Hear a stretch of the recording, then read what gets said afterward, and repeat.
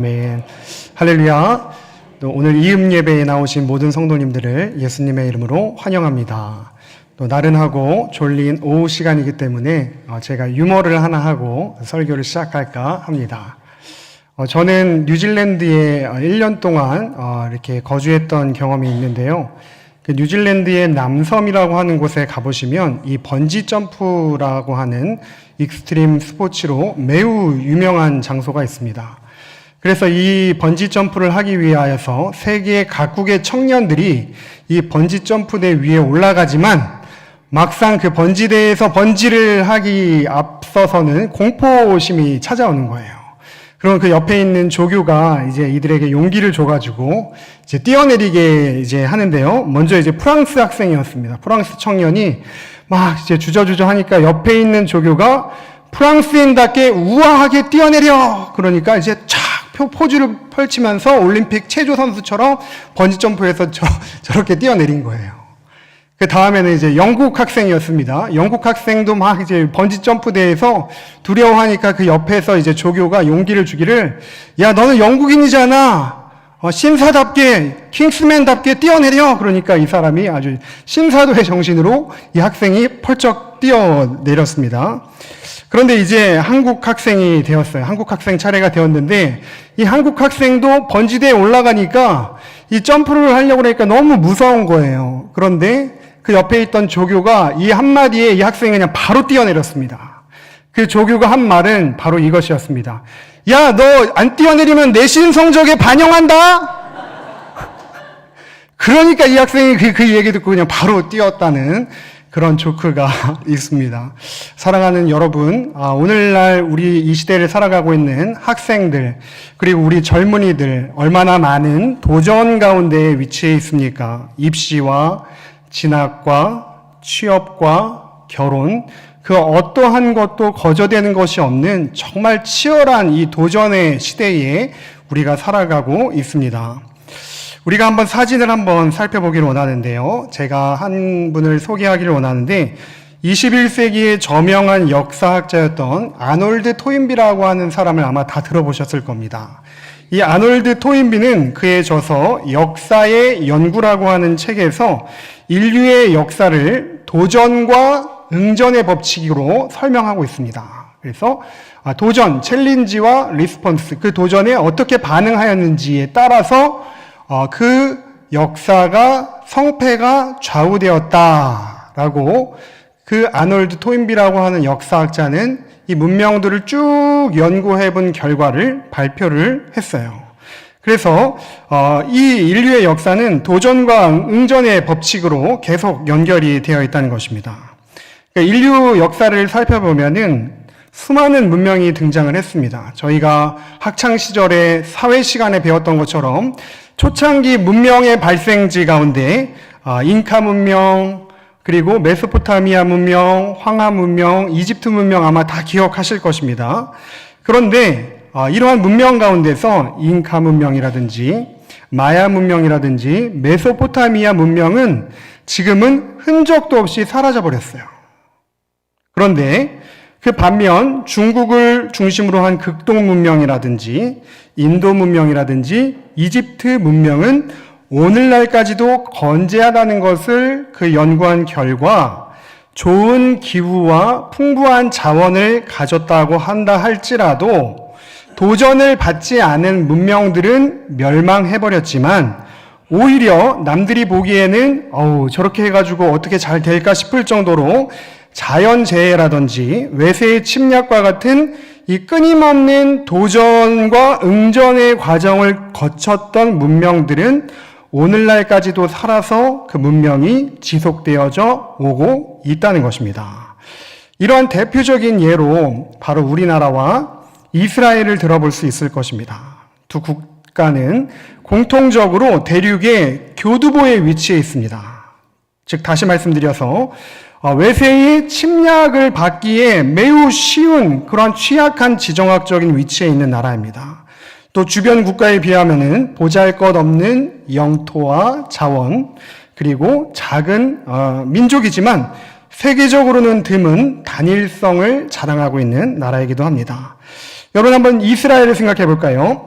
이스라엘은 솔로몬의 통치 이후에 약 350년이라고 하는 시간 동안 북이스라엘과 남유다로 우리나라의 남한과 북한이 분단된 그 분단 기간보다 5배 이상 긴 그런 민족적인 시련을 겪었던 이스라엘은 북이스라엘은 아시리아에 의해서, 남유다는 바벨론에 의하여서 멸망당하였고 그 이후에 바벨론과 페르시아와 로마 제국에 그렇게 식민지처럼 있었던 그 상태에서 이스라엘 민족이 아예 지도상에서 사라질 것이라고 모두가 생각하였지만, 그렇지만 2000년이 지난 지금 이스라엘은 국가를 재건하였을 뿐만 아니라 오늘날 전 세계의 각계각층 요소에서 이 유태인들이 아주 저력과 그 파워를 발휘하고 있는 것이 저력을 발휘하고 있다는 것을 우리 모두는 알고 있습니다. 여러분, 이 유대인들이 이렇게 강한 민족이 될 수 있었던 것은 바로 이러한 세상의 도전 가운데에서도 말씀으로 응전하였던 이 아놀드 토인비의 이론에 의하면은 깨어 있었던 세대가 있었기 때문입니다. 토인비는 이를 가리켜서 창조적인 소수다, 크리에이티브 마이너리티라고 이야기를 하면서 그 한 사람이나 창조적인 소수로 말미암아 그 민족이나 집단이 멸망하지 않고 그 도전 가운데 지혜롭게 응전하면서 오히려 이전보다 더욱더 발전해 나갈 수 있게 되는 것은 바로 한 사람과 그 공동체가 매우 중요하다는 것을 강조하고 있다는 것입니다. 즉 여러분, 이 남유다와 북이스라엘의 분열 직후 국가적인 위기 앞에 응전할 수 있었던 시대의 파수꾼이며 정신적인 파워를 지닌 영성의 대가, 악한 시대의 진리의 보루였던 이 오늘 엘리야와 같은 인물이 이스라엘에 있었기 때문에 오늘날 유대인들이 이렇게 강력한 파워를 자랑할 수 있었다는 것이죠. 여러분, 이 엘리야는 많은 사역들을 했습니다. 엘리사를 길러내고 많은 선지 생도를 배출하였고, 또 베드로가 나중에 신약 성경으로 넘어와서는 예수님과 함께 변화산에 올라가서 하나는 예수님을 위하여, 하나는 모세를 위하여, 또 하나는 엘리야를 위하여 짓겠다고 할 만큼 구약의 대표되는 그러한 선지자 중에 빠지지 않는 한 명입니다.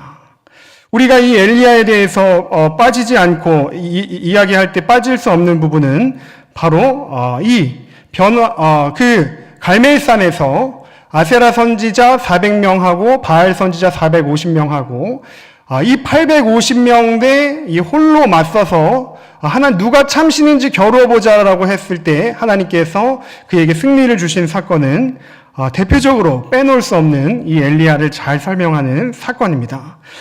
이렇게 이 구약의 대선지자로 분류되는 엘리야, 오늘 저는 여러분과 함께 이 자녀를 살리는 엘리야의 영성이라는 제목으로 하나님의 말씀을 선포하기를 원합니다. 여러분, 엘리야는 주전 900년에 북이스라엘 아합 왕 때 활동한 선지자였습니다. 그런데 그 시대적인 어떠한 도전이 있었는지 우리가 먼저 함께 살펴보기를 원하는데요. 그 북이스라엘의 아합 왕의 아버지는 오므리였습니다. 오므리 왕.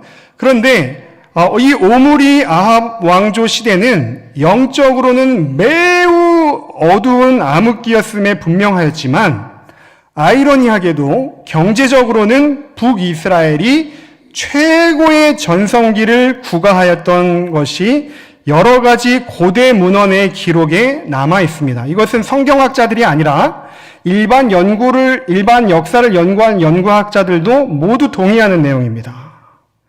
그 아합 왕의 아버지 오므리는 북이스라엘 수도를 디르사에서 조금 더 페니키와의 무역을 용이하게 하기 위하여서 사마리아라고 하는 도시로 이 도읍을 천도했어요. 그뿐만 아니라 더 많은 이 북이스라엘의 부를 창출하기 위하여서 그 아들 아합을 누구와 결혼을 시켰냐면 페니키아의 공주 이세벨과 정략적으로 결혼을 시켰습니다. 그런데 여러분, 이 이세벨이라고 하는 공주가 보통 공주가 아니었던 거예요. 이 이방 공주가 혼인하여서 이제 북이스라엘에 시집 올 때에 그냥 몸만 온 게 아니라 자신의 본국에서 수백 명의 바알 선지자들과 제사장들을 함께 수입해가지고 이스라엘로 침투해 들어온 거예요. 그래서 이 이스라엘의 남편을 좌지우지할 뿐만 아니라 바알 숭배를 장려하고 이방 종교의 부도덕한 생활을 유행시키고 더 나아가서 진리의 선지자들을 잡아 죽이고 무서운 철권 정치를 펼쳤던 때였습니다. 이렇게 이 권력과 돈의 도전 앞에 이 백성들은 하나둘씩 하나님을 떠나기 시작했어요. 배교하기 시작하였고, 이러한 세태는 하나님의 북이스라엘을 향한 진노를 가져오게 되었습니다. 사랑하는 여러분, 혹시 우리의 가정이, 우리의 자녀가 사업적으로 잘 되고 직장에서 승진하고 승승장구하며 가진 것이 늘기를 기도하시는 가정 있으십니까? 그런데요, 우리가 경제적으로 부유한 것이 반드시 축복이지 않다는 것을 오늘 우리는 이 말씀을 통하여 깨닫기를 바랍니다. 그래서 우리가 경제적으로 잘 되고 승진이 되고 더 높은 자리에 올라갈수록 사단은 우리의 마음 가운데 그러한 영적인 어두움을 가져다 주기 매우 쉬운 노출된 환경에 있을 수 있다는 거예요. 오늘 이 북이스라엘의 민족의 뿌리를 흔드는 근본적인 도전 앞에 바로 이 엘리야는 어떻게 나아가게 되었는가? 먼저 첫 번째로 우리가 함께 살펴보기를 원하는 것은 성경은 엘리야의 스펙에 주목하지 않았다는 것입니다. 여러분, 성경의 많은 선지자들을 보시면은 그 처음에 시작할 때 이사야는 아모스의 아들 이사야다. 예레미야는 아나돗 제사장 힐기야의 아들 예레미야다. 또 에스겔은 부시의 아들 제사장 에스겔이다. 이렇게 가문과 그의 부모에 대하여서 설명을 합니다. 그런데요, 오늘 성경 말씀 열왕기상 17장 1절에 보면은 성경에서 이 엘리야를 소개할 때에 길르앗에 우거하는 사람 중에 디셉 사람 엘리야다라고 소개하는 것이 전부입니다. 그런데 이 디셉이라고 하는 지명이 바로 어디인지는 오늘날까지도 성경학자들 간의 의견이 분분하다는 거예요. 정확하게 그 장소가 특정되지 않았다는 것입니다. 또 이 엘리야는 성경에서 거의 유일하게네요. 에녹과 함께 이 엘리야는 죽음을 보지 않고 하늘로 들려져 올라간 그런 인물입니다. 그러니까 그의 시작도 그의 마침도 그의 스펙에 주목한 것이 아니라 엘리야 그 사람 자체에 주목하였던 것이지 그의 출신에 주목하지 않았다는 것입니다. 여러분, 예수님의 출신에 주목하게 되었을 때 어떠한 일이 일어나게 되었습니까? 이는 그 목수의 자녀가 아니냐.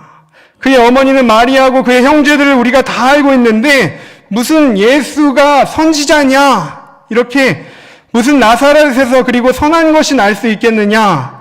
라고 세상은 늘 스펙과 환경과 백그라운드와 배경을 주시하고자 하지만 오늘 성경은 엘리야의 스펙이라든지 출신이라든지 학벌에 주목하려고 하는 이 세속적인 도전 앞에 오늘 성경은 엘리야를 마치 이 창세기에 등장하는 멜기세덱과 같이 호련히 등장시키며 그의 배경에 집중하지 않는 것을 보여줍니다. 여러분, 이 엘리야, 그는 그의 이름부터가 철저히 하나님 중심이었다는 거예요. 우리 한번 사진을 보겠습니다. 히브리어는 우리나라 언어와는 읽는 방향이 반대 방향입니다. 그래서 우리와 반대 방향으로 읽어야 되는데 이것은 바로 하나님을 뜻하는 것이고요. 그 다음에 리아는 야훼의 줄임말입니다. 그래서 이 엘리야라고 하는 그 이름을 합쳐보면은 바로 여호와는 하나님이시다. 그 이름부터가 오직 하나님께로만 모든 것이 내어 맡겨진 존재라는 것을 우리가 알 수 있습니다. 그렇습니다. 여러분, 엘리야는 스펙 앞에 주눅들지 않았습니다. 오히려 오늘 본문은 아니지만 17장 1절을 말씀을 보시면 엘리야는 바로 이렇게 영적인 어둠의 가장 그 근원지인 아합 왕에게 나아가서 아합 왕에게 선전포고를 외치는데 뭐라고 이야기하냐면 내 말이 있지 아니하면 지금부터는 수년 동안 비도 이슬도 있지 아니할 것입니다. 그렇게 철저히 그 하나님을 중심으로 하는 스펙을 뛰어넘는 무한한 자신감의 근원이 바로 나의 하나님은 오직 여호와 한 분이십니다. 라는 그러한 그의 신앙이 엘리야 안에 있었기 때문이라는 것입니다. 사랑하는 성도 여러분, 또 이 자리에 함께 하신 사랑하는 청년 여러분, 세상에 지금 어떻게 나아가고 계십니까? 세상 앞에 나의 스펙과 나의 환경과 나의 부모로부터 물려받은 것이 많지 않기 때문에 주눅들어 계신 분 계십니까? 내 말이 있지 아니하면 오늘 엘리야와 같이 무한하신 하나님께 근거하여 당당하실 수 있는 저희 모두가 되실 수 있기를 예수님의 이름으로 축복합니다. 오늘 두 번째로 오늘 본문으로 들어가 보기를 원하는데요. 엘리야가 어떠한 도전 가운데 놓여 있게 되었냐면 바로 사르밧 과부라고 하는 가정 앞에 놓인 도전 가운데 어떻게 말씀으로 응전했는지를 우리가 함께 살펴보기를 원합니다. 먼저 본문의 배경이 되는 사르밧의 위치를 살펴보기를 원합니다. 열왕기상 17장 9절을 보시면 이렇게 기록되어 있습니다.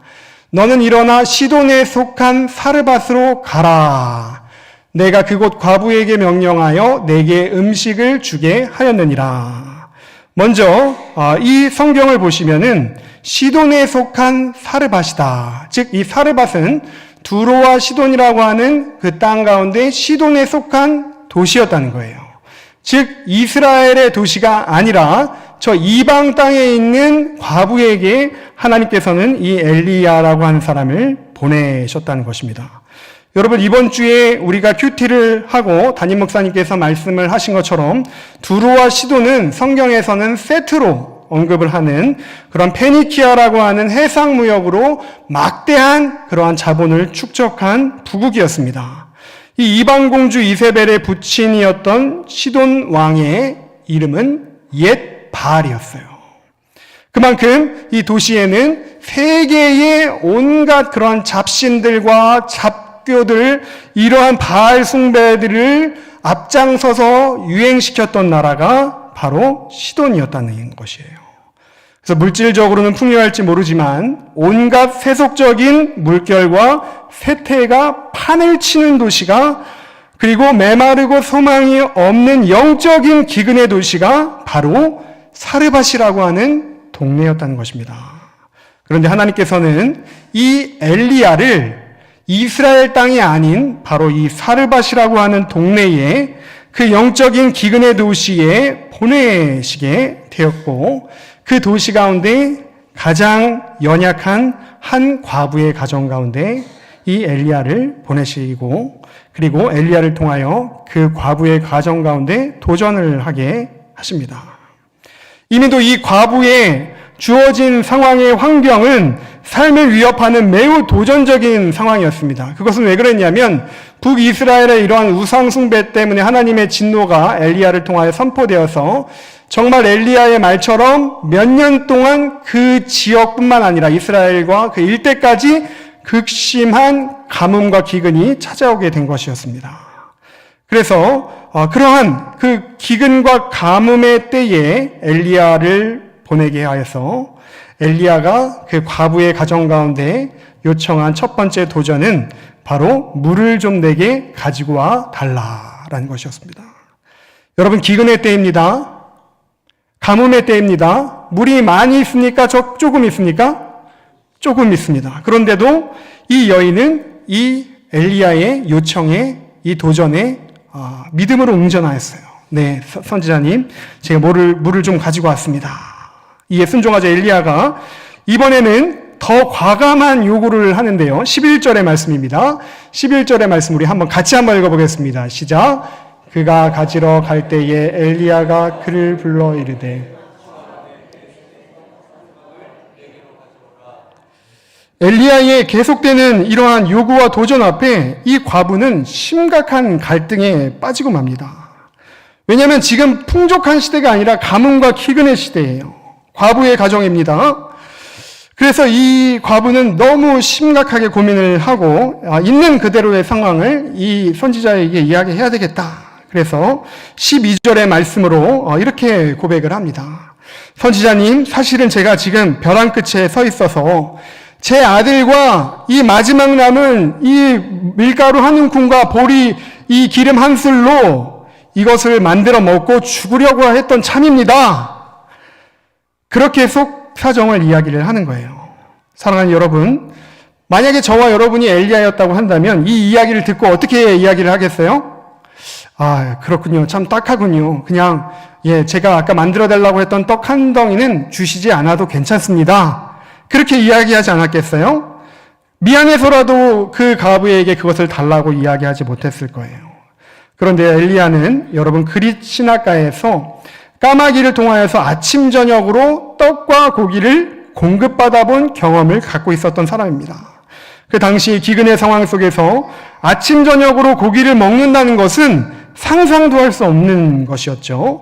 하나님의 공급하심을 정확히 경험하였던 엘리야는 과부에게 하나님의 말씀에 순종할 때에 하나님께서 그 가정에 복 주실 것을 알았기 때문에 세 번째로 과부에게 다시 한번 도전을 던집니다. 13절입니다.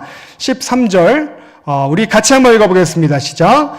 엘리야가 그에게 이르되 두려워하지 말고 내 말대로 하려니와 먼저 그것으로 나를 위하여 작은 떡 한 개를 만들어 내게로 가져오고 그 후에 너와 내 아들을 위하여 만들라. 그러니까 그 떡을 다 내게로 갖고 오지 말고 작은 떡 한 조각이라도 나에게 가져오고 그 남은 것은 너와 너의 아들이 먹어라. 이렇게 하나님의 말씀 가운데 이 믿음을 테스트해보는 세 번째 요구를 하는데 이 과부는, 사르밧 과부는 자기가 가진 마지막 음식을 드리는 순종으로 그 도전 앞에 응전하였고 그 결과 14절에 마르지 않는 풍성한 그 축복을 간증을 경험하게 됩니다. 여러분 여기서 이야기가 끝나면 너무 좋겠죠. 그런데 문제는 바로 오늘 본문이 시작되는 17절부터입니다. 17절의 말씀 우리 같이 한번 읽어보겠습니다. 시작. 이 일 후에 그 집 주인 되는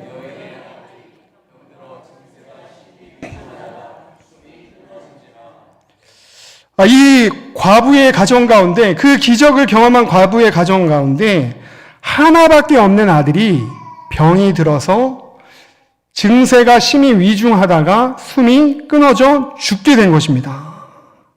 사랑하는 성도 여러분, 저는 오늘 이 본문의 이 모습이 오늘날 현대를 살아가고 있는 우리 가정들의 모습과 너무나도 유사하다고 생각을 하게 되었습니다.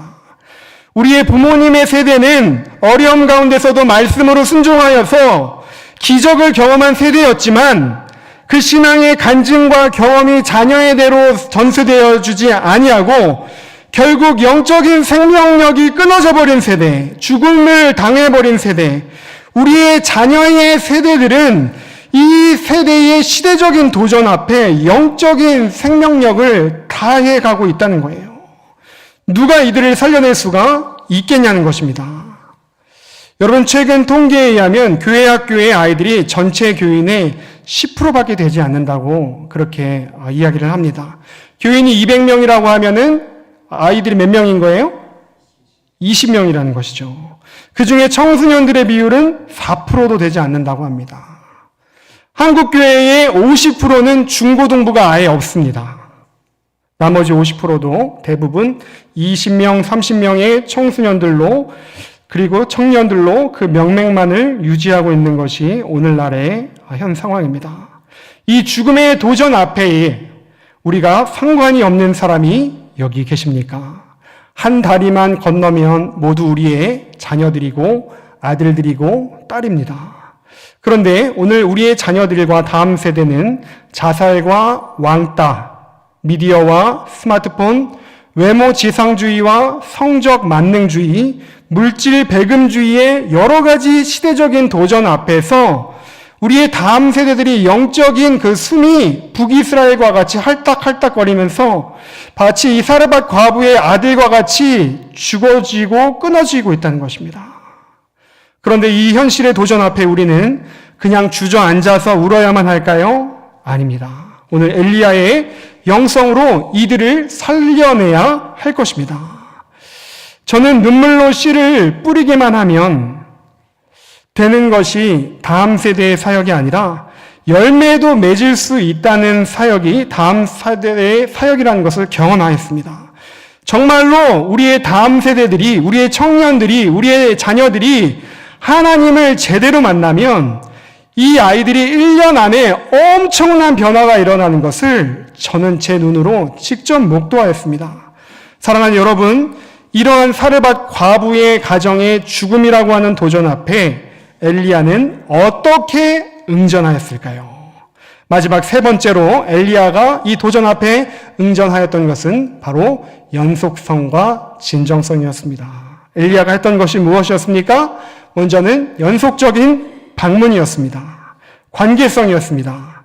사랑하는 여러분, 이 사르밧이라고 하는 동네는 이스라엘에서 가까운 그냥 옆의 동네가 아니에요. 그냥 심심하면 갈 수 있는 그런 거리가 아닙니다. 타국입니다.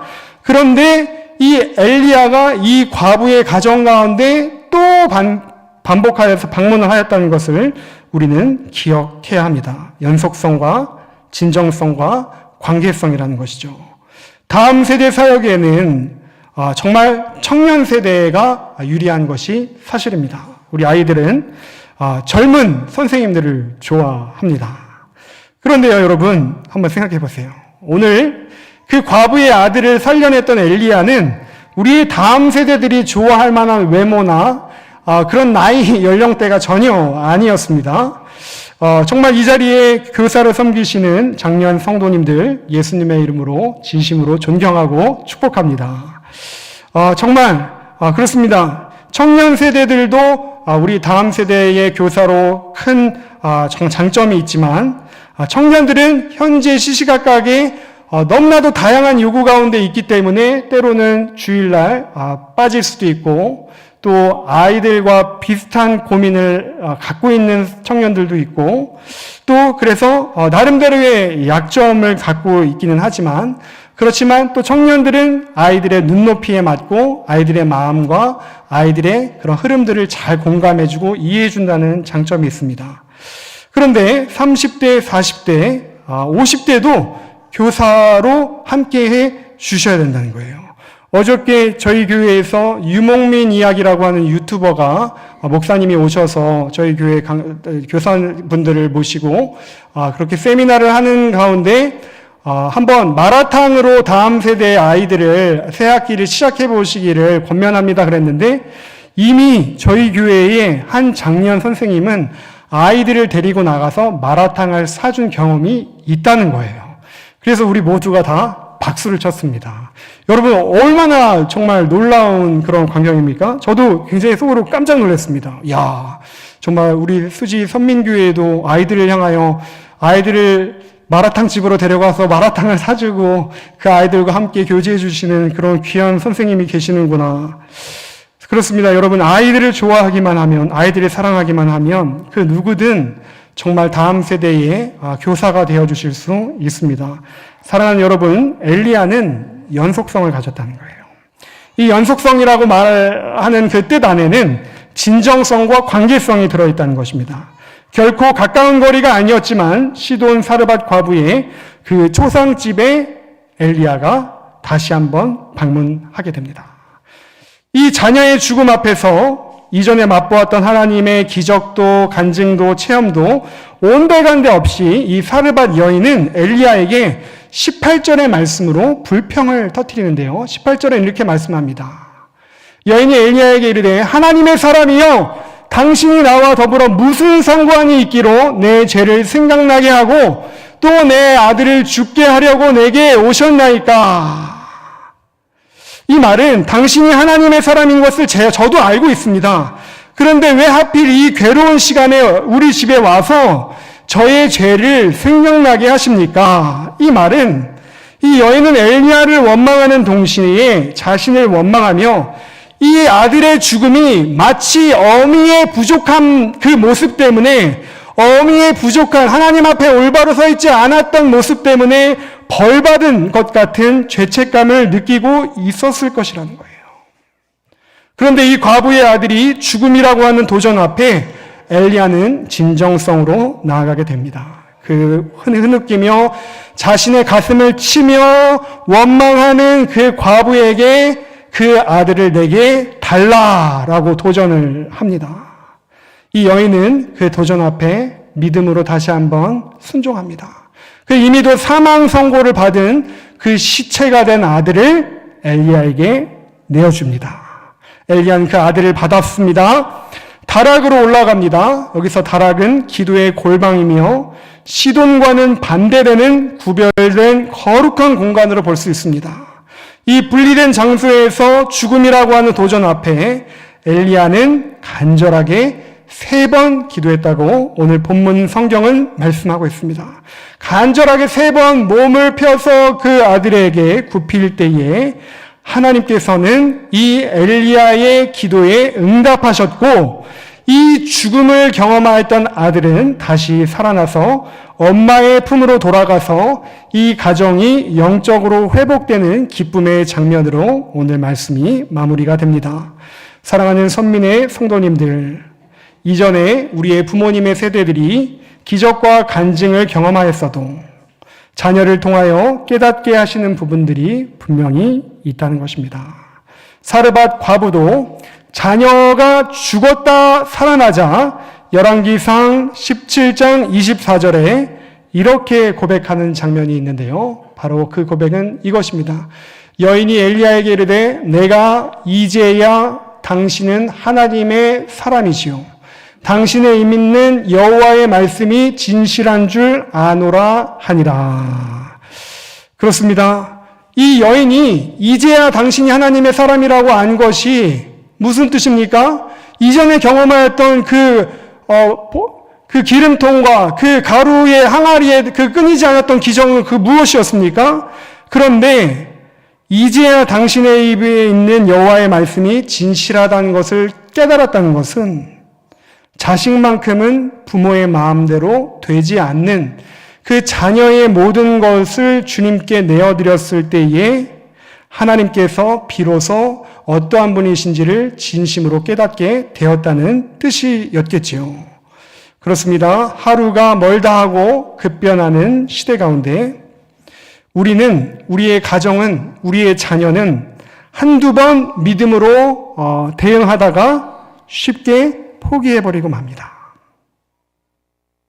그런데요, 우리가 이 젊은이들을 포기해버리면, 우리의 다음 세대들을 포기해버리면, 우리의 다음 세대들은 시시각각 다가오는 이러한 세상의 도전 가운데 믿음으로 응전하는 방법을 배울 수 있는 방법이 없어진다는 거예요.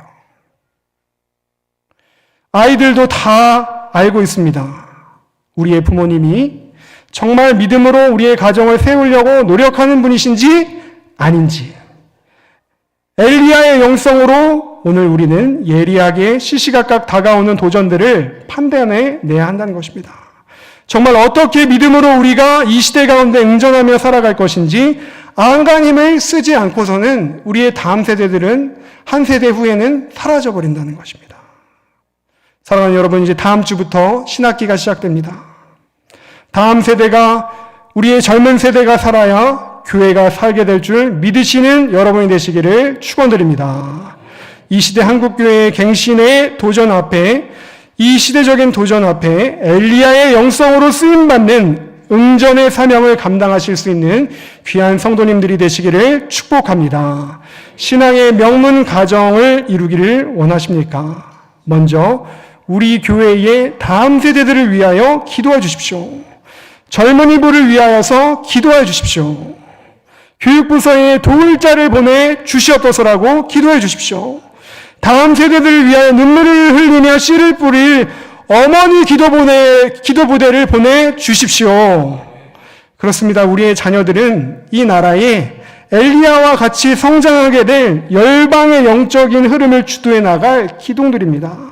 현실의 삶이 아무리 힘들고 고통스러울지라도 결코 믿음을 잃지 마십시오.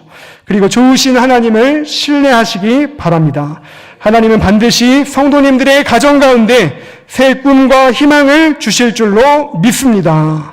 오늘 우리의 찬양과 예배와 간구가 하나님의 마음을 움직여 우리의 가정과 우리의 교회와 우리나라의 미래를 바꾸실 줄로 믿습니다.